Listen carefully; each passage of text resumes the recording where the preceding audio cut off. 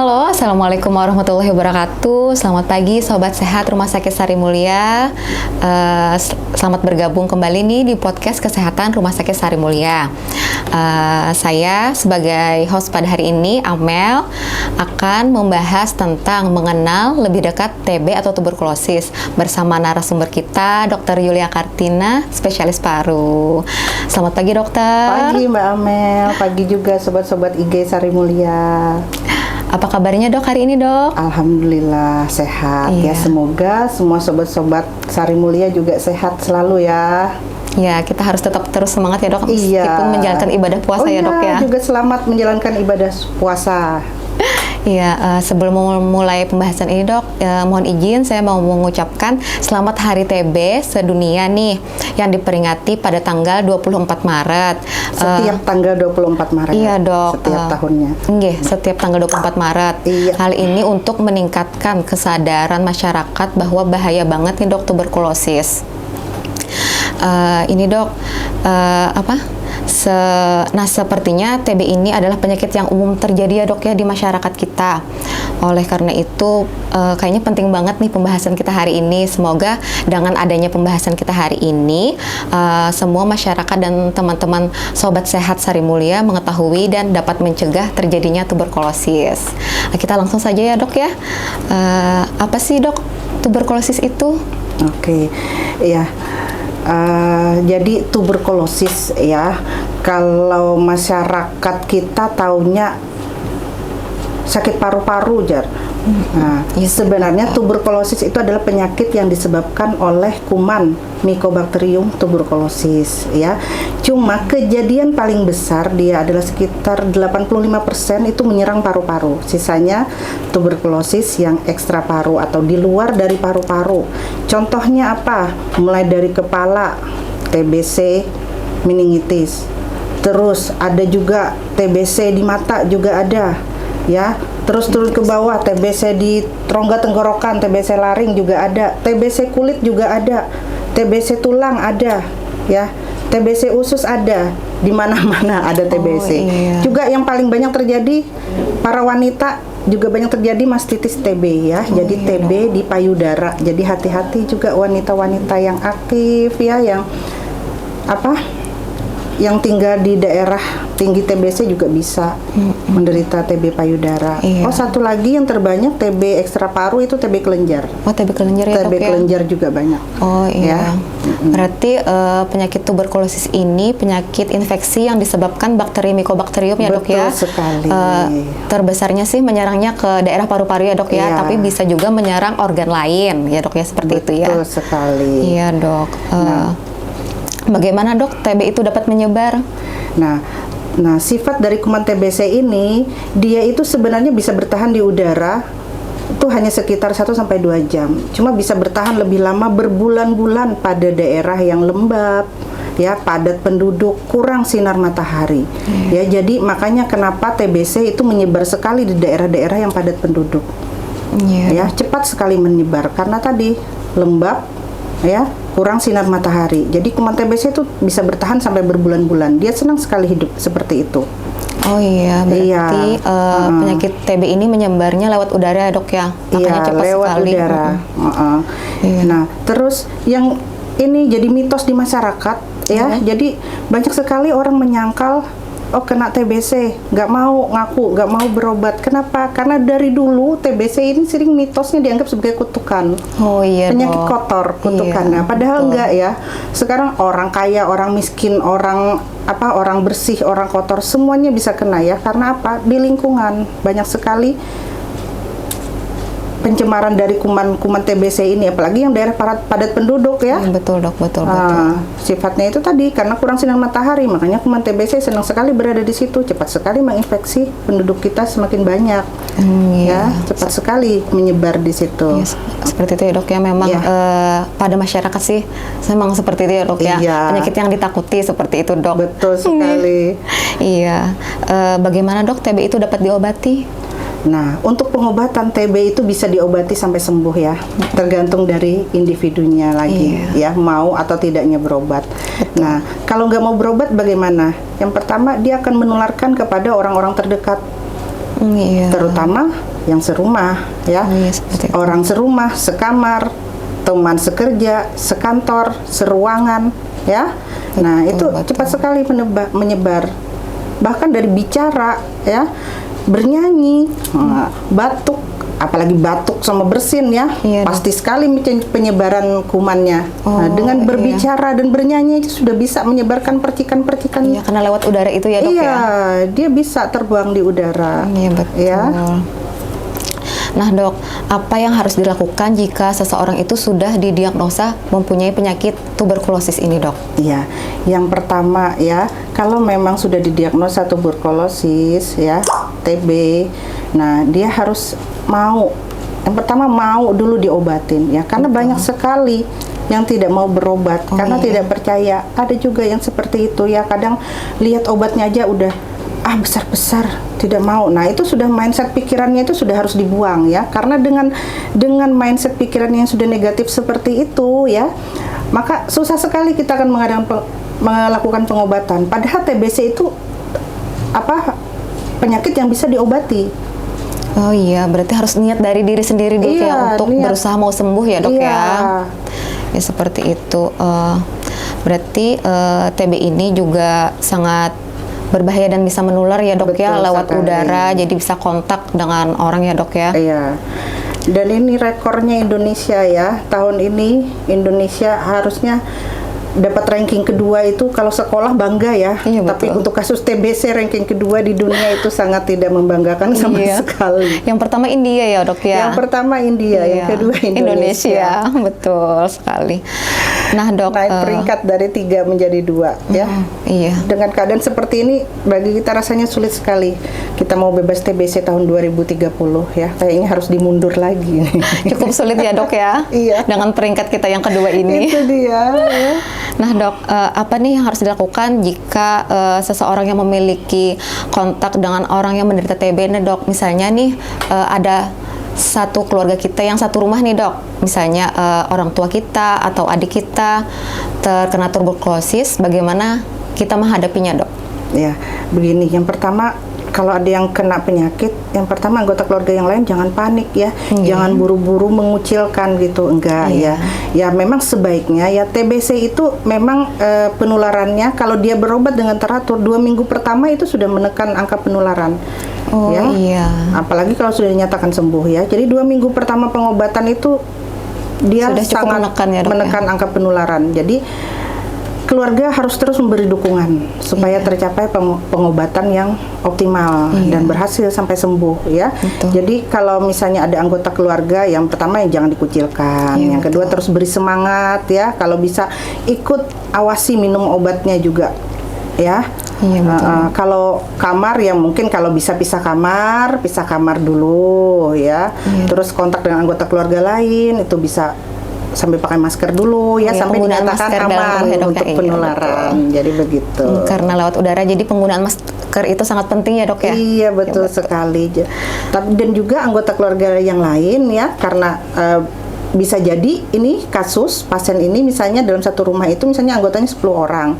Iya, Dok. Dia baru terdiagnosa sekarang. Bisa jadi dia sudah dari beberapa bulan yang lalu. Nah, jadi sebaiknya anggota keluarga yang lain juga semuanya diperiksa. Oh iya. Ya, seperti karena itulah kontak terdekat dan tererat dengan pasien Oh, ya, iya. supaya salah satu cara untuk menekan perluasan penyebarannya lagi. Iya, berarti, Gitu. Jadi apabila kontak serumah kita- itu harus diperiksa. satu rumah nih ada harus periksa ya, Dok ya. Iya. Kalau ada satu orang yang sudah terdiagnosa tuberkulosis, Iya. jadi dalam satu rumah itu semuanya harus periksa ya, Dok ya. Betul sekali. Iya. Oh ya, Dok, apakah ada faktor risiko yang meningkatkan kemungkinan seseorang itu terinfeksi TB? Ya, banyak ya faktor resikonya. Yang pertama, daya tahan tubuh menurun pada orang-orang yang berpenyakit kronis. Misalnya yang paling banyak ya, Iya, Dok. angka kejadian TB paling banyak pada orang HIV dan orang kencing manis ya, karena daya tahan tubuhnya turun ya. Jadi Iya, Dok. cepat sekali tertular TBC. Ya, faktor lain juga merokok ya. Merokok itu menurunkan daya tahan saluran nafas. Iya, Daya Dok. tahan tentaranya saluran nafas. Jadi begitu kena kuman TBC juga bisa jadi penyakit ya. Nah, orang yang terhirup kuman TBC itu ada dua, dia bisa jadi sakit, dia juga bisa cuma terinfeksi tapi tidak sakit. Ya, ini yang namanya TB laten. Ya, banyak juga yang kejadian seperti ini, TB laten di masyarakat, tapi dia daya tahan tubuhnya kuat, jadi tidak jadi penyakit, jadi tidak sakit TB. Iya dok. Ya, jadi tidak diobati kalau TB laten. Gini dok, apakah ada tanda gejala khusus nih dok untuk penderita tuberkulosis dok? Apa sih biasanya yang sering, oh ini kayaknya menderita penyakit tuberkulosis nih, seperti itu dok? Ada nggak tanda gejala khusus? Jadi karena kebanyakannya TB terjadi di paru-paru, maka tadi gejalanya pasti di saluran nafas yang paling banyak ya, batuk, terus berdahak. Dahaknya biasanya kuning atau kehijauan ya, kental seperti itu. Yang terus sesak nafas. Terus gejala keluhan pernafasan lain bisa batuk darah. Bisa batuk darah, lama-kelamaan bisa batuk darah. Nah, bisa juga nyeri dada. Nah, tapi itu tidak semua khas TBC ya. Bisa juga dicari penyebab lainnya. Cuma gejala TBC seperti itu. Nah, terus ada gejala yang lain yang di luar dari pernafasan. Misalnya kalau TB kelenjar ada benjolan di leher, TB mastitis TB ada benjolan di payudara atau di tulang-tulangnya sakit ya. Nah, terus kalau di luar itu ya bisa penurunan berat badan tanpa sebab yang jelas ya, terus demam, sering demam nih. Kenapa? Nggak apa-apa demam, padahal nggak ada batuk tapi demam, orangnya lemes ya. Terus itu sering keringatan malam hari tanpa aktivitas, itu juga bisa ya, salah satu gejala TBC. Sering dikaitkan dengan infeksi lain ya, demam nggak sembuh-sembuh, dibilang ada ya macam-macam lah ya, stigma yang berkembang di masyarakat. Jadi padahal orangnya nggak batuk, bisa jadi ternyata kita diagnosa, kita ronsen ternyata TB. Kita sering menemukan seperti itu, demam lama. Demam lama. Iya, yang tidak diketahui sebabnya, sering kena TB. Iya, berarti gejalanya terbanyak itu batuk ya dok ya, karena menyerang saluran pernapasan paru-paru. Iya.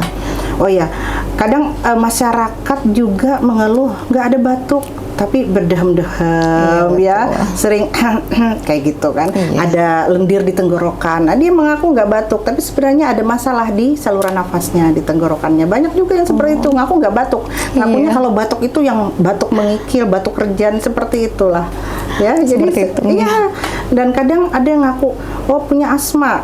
Padahal beda sekali asma dengan TBC ya, jadi nggak mau diobati, mau dicek dahak nggak mau, di ronsen nggak mau, ngakunya cuma asma. Seperti itu ya dok ya. Banyak juga penderita asma yang kena TBC juga banyak.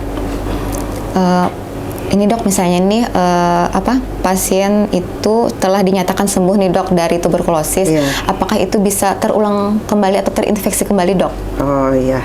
Ya, kalau dinyatakan sembuh dari tuberkulosis ya, pasien itu bisa sekali kena lagi ya. Jadi kayak sewaktu-waktu daya tahan tubuhnya turun, itu bisa terinfeksi kembali ya, sakit kembali. Jadi tetap harus dijaga ya, menjaga kesehatan itu penting ya.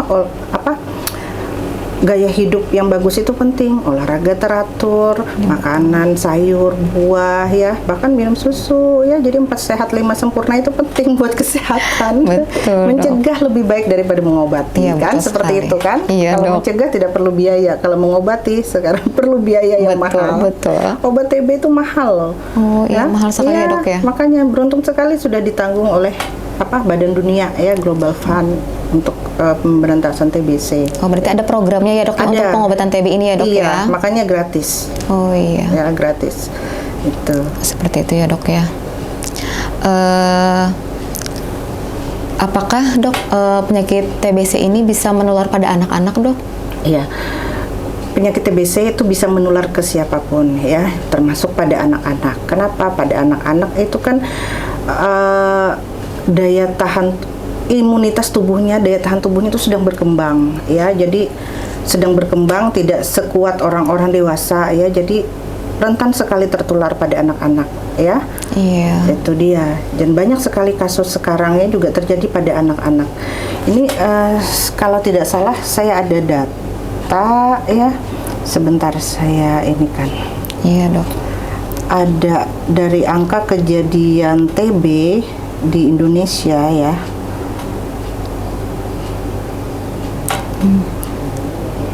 Berarti penyakit tuberkulosis ini tidak hanya menyerang pada orang dewasa ya dok ya, anak-anak Iya. juga bisa ya dok ya? Iya, dari estimasi kasus TBC 2024 ya 1.060.000 penduduk itu ya. Iya. Diperkirakan ini 110.881 adalah kasus TB anak ya. Oh iya. 15.000 kasus TB HIV. Wow, cukup Iya. banyak juga jumlahnya ya dok ya? Iya, TB anak banyak jumlahnya. Iya. Oke.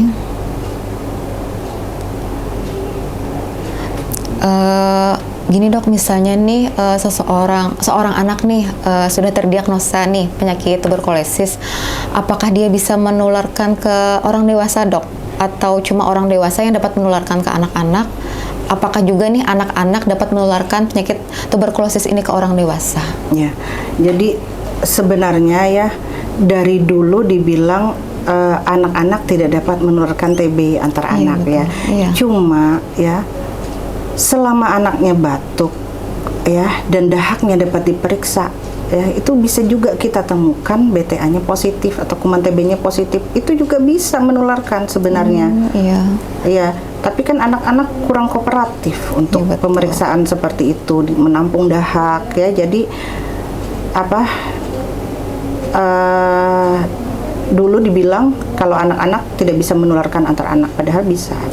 Berpotensi juga ya dok ya, penderita untuk TB kasus anak TB itu. paru ya, Oh, untuk iya. kasus TB paru di saluran Khususnya, nafas, iya. Khususnya nih. dengan gejala batuk terutama. Iya dok. Nah, ini sudah cukup seru ya dok ya pembahasan TB kita Iya. pada hari ini. Ini kita boleh ya dok ya buka sesi tanya jawab Oh, nih boleh, buat boleh. sobat sehat Sari Mulia nih. Jadi bagi sobat sehat yang masih merasa belum puas atau cukup mengerti nih tentang tuberkulosis, ada yang masih kurang dipahami nih, bisa aja bertanya di kolom komentar di IG live kita ya. Nanti biar Dokter Yulia akan menjawabnya. Ayo teman-teman, ada yang mau Atau mungkin bertanya? masih pada tidur ya, Oh, enak iya. tidur nih. habis masih sahur. pagi? Iya betul dok, pagi ya doknya masih pagi sekali Iya. ini. Iya. Baiklah nih buat membuka sesi ini boleh izin ya dok ya, saya aja yang bertanya dok ya. Boleh. Iya dok, gini dok, misalnya kan obat TBC itu sudah diminum dok, kemudian pasiennya itu ada muntah dok.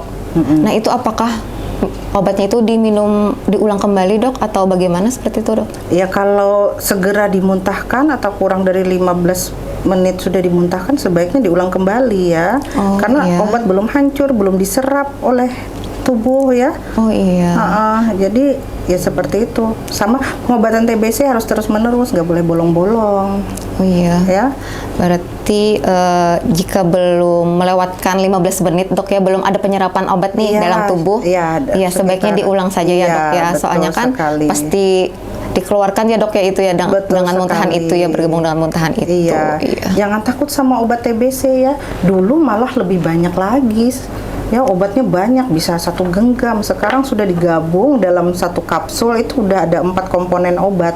Makanya dinamakan FDC TB ya, fixed Oh, dose iya. combination ya. Jadi itu berdasarkan berat badan juga. Ada yang 2, ada yang 3, ada yang 4 ya. Minumnya iya. bahkan ada yang sampai 5 dulu.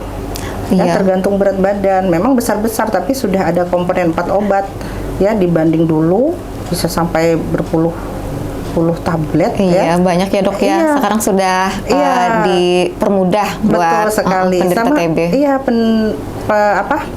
perbedaan sekarang sudah tidak ada lagi pilihan untuk obat TB yang suntikan ya, diusahakan yang non suntikan kecuali dia dengan TBC meningitis ya, Iya, dok. TBC otak mungkin masih bisa menggunakan suntikan. Oh iya Ya. dok. Seperti itu ya teman-teman. Ayo nih, siapa yang mau bertanya? Kita udah buka sesi nih. Silahkan aja isi pertanyaannya di kolom komentar ya. Nanti biar saya yang bacain, nanti dokter Yulia yang menjawabnya. Ya, ya. Satu lagi yang mungkin sambil menunggu pertanyaan ya. Iya dok. Jadi TBC itu sebenarnya tidak sesederhana yang dilihat ya. Obatnya ini selesai ya. Banyak dalam keadaan pengobatan ternyata terjadi masalah efek samping ya. Misalnya yang paling banyak terkena itu ya liver ya, drug induced liver injury. Jadi penyakit hati oleh karena obat TBC ya. Nah, itu prinsipnya segeralah konsultasikan. Itu biasanya tandanya mual muntah hebat ya, atau mata, tangan, atau kulit kelihatan kuning ya, segera konsultasikan ya, jangan memutus sendiri. Jangan memutus sendiri. Jadi harus konsultasi juga ya dok konsultasi ya. Makanya sebenarnya sebaiknya setiap minggu kita evaluasi efek samping terhadap pasien, terutama yang fase intensif ya. Fase intensif itu fase awal. Nah, itu obatnya besar-besar tadi. Nah, dalam komponen itu ada 4 macam obat. Nah, itu terutama setiap minggu harus dipantau tuh perkembangan ininya, evaluasi efek samping. Dari situlah kita menentukan keberhasilan pengobatan ya.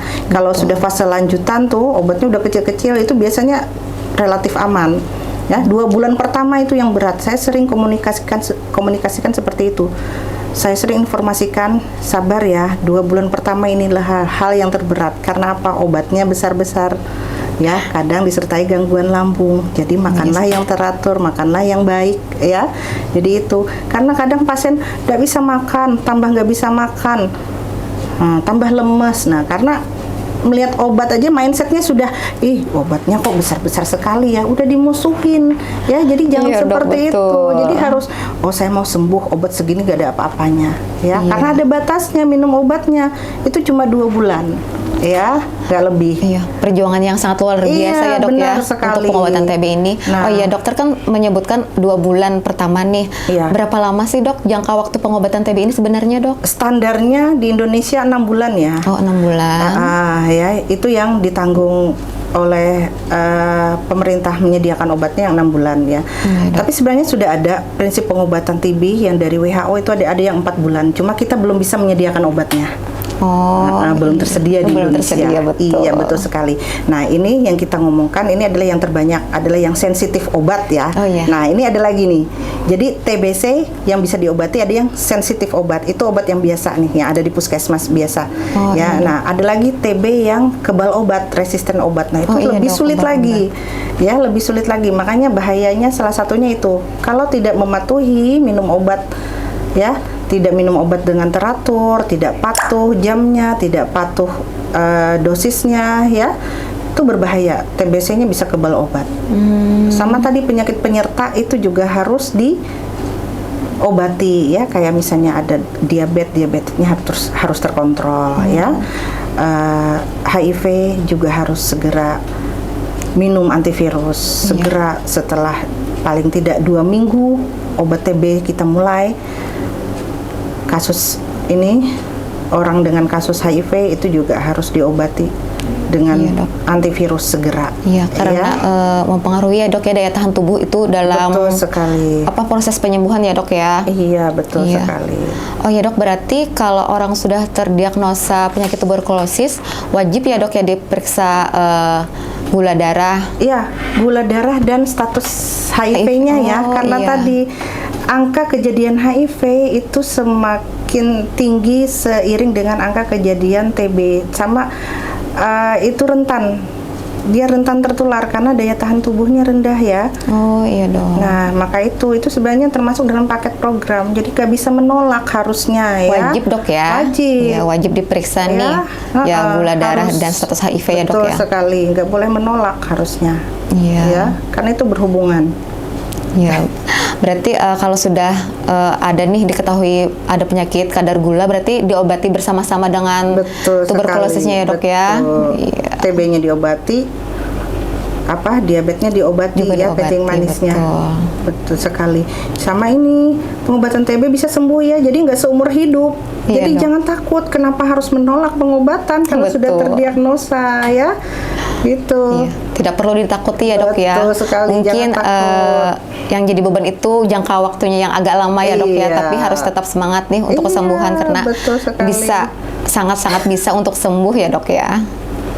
Ya seperti itu. Ayo para sobat sehat nih, kami masih menunggu. Atau kita sampaikan informasi lain lagi ya, perkembangan TBC. Apalagi ya yang perlu saya sampaikan.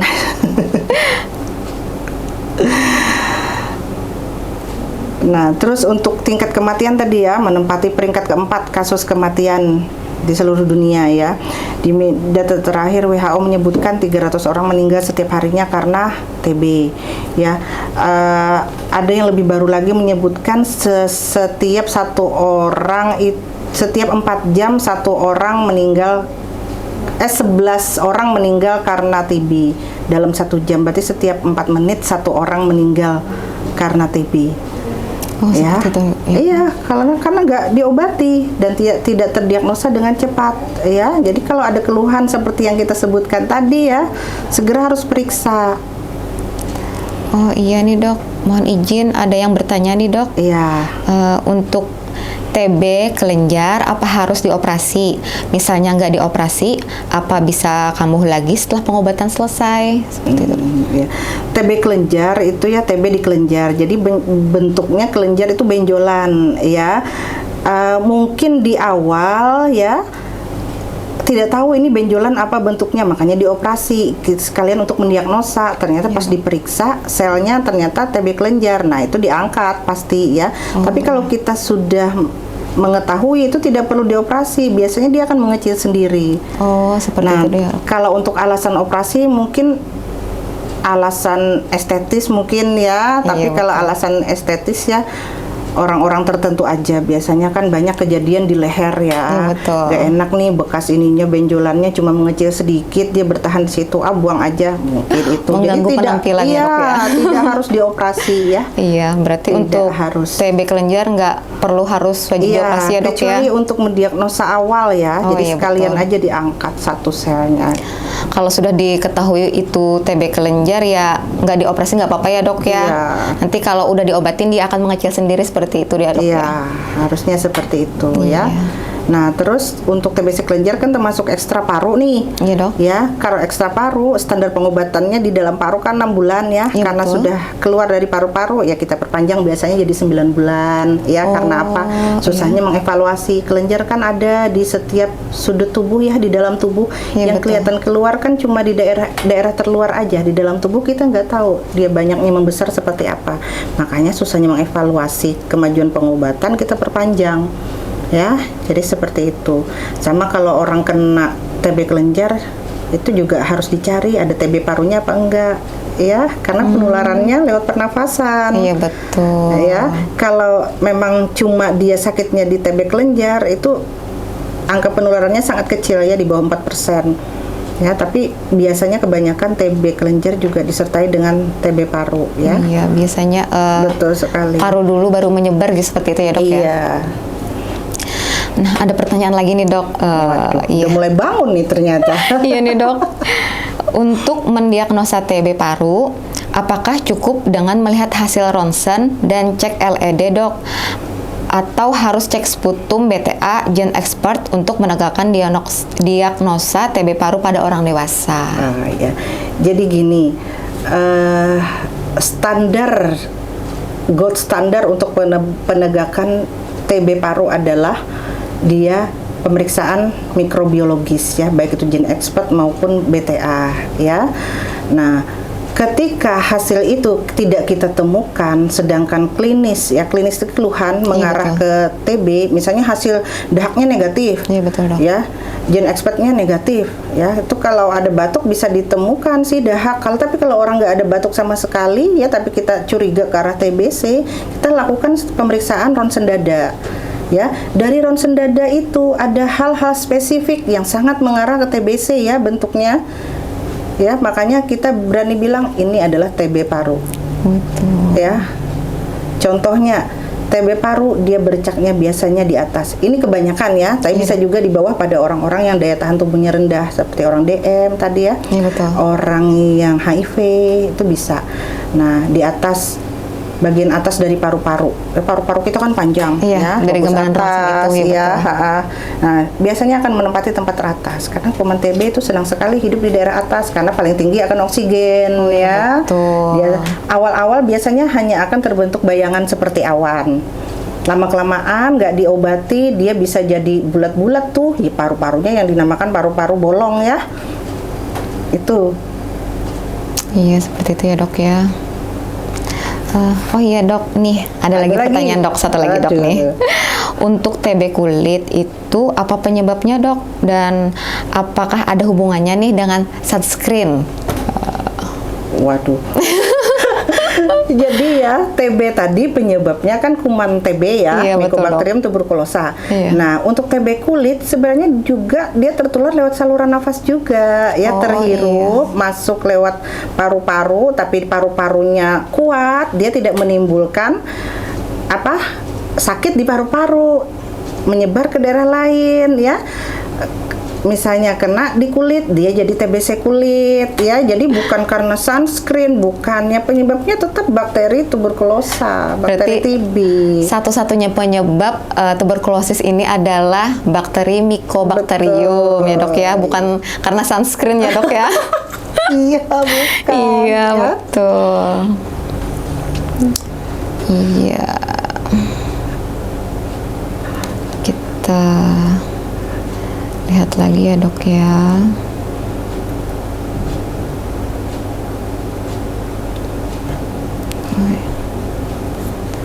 Oke.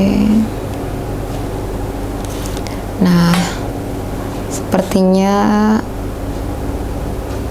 nggak ada yang bertanya lagi, Kak? Atau bagaimana ini? Tadi semangat nih, langsung ada 3 pertanyaan. Iya. Kita sambil tunggu sebentar ya, Dok ya.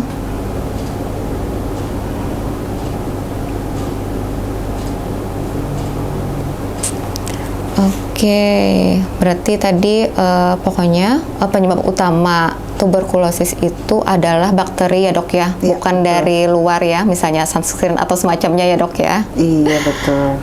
Iya.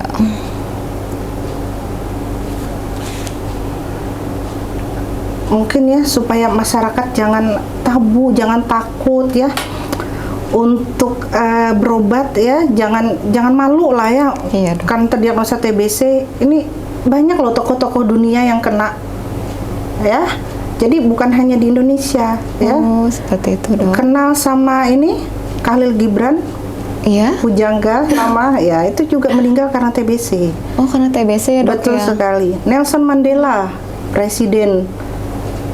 Karena TBC juga, Iya, Dok. karena TBC juga. Wow. Dan Panglima besar kita juga meninggal karena TBC ya, Panglima Sudirman. Oh, iya, seperti itu juga banyak loh tokoh dunia yang juga kena. Iya. Jadi jangan malu ya, penyakit TB bukan penyakit orang-orang kotor, orang kumuh Iya. ya, enggak ya, cuma memang cepat berkembang karena di situ cepat berkembang ya, karena tadi lingkungan yang kumuh, lembab, kurang sinar matahari ya, penduduknya terlalu banyak tapi terlalu rapat dalam satu rumah kebanyakan orang, jadi cepat Betul. sekali menular ya. Memang sangat bahaya sekali, Dok ya, tuberkulosis Iya, ini dapat menyerang di mana aja seperti itu.